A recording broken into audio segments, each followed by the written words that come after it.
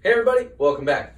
So what we're going to be doing today is a couple extremity adjustments. I have people that come into the office all the time and they think that chiropractors just adjust the spine, but if it has a joint, we can definitely adjust it. The first time I had my feet adjusted was in chiropractic school, and it was definitely, mind-opening because your feet play such an important role in, your lower back and how that's feeling, because each step you take is going to, that force is going to go through the ankle joint, knee, hip, up into the lower back. So today we're going to do a couple adjustments with Connor's feet. Now she had a little bit of a rough time skiing in Colorado this spring, and she kind of messed up her right ankle. So we're going to check both feet. We're going to probably do some adjusting with her talus bone and the calcaneus, but we'll just kind of dive right in here.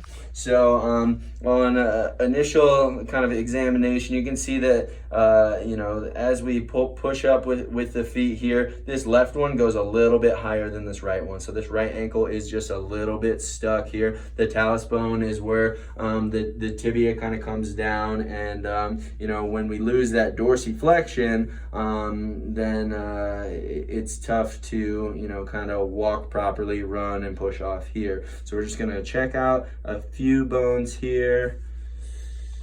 Good. I'm just going to do a little adjustment with this talus here. Good. Awesome. So that was like a nice satisfying cavitation. We don't always get a lot of pops with the feet, and we're just going to do a little adjusting with this calcaneus or the heel bone to just kind of lock that into place there. Nice. Awesome. All right. So that is foot adjustment. Have a great day.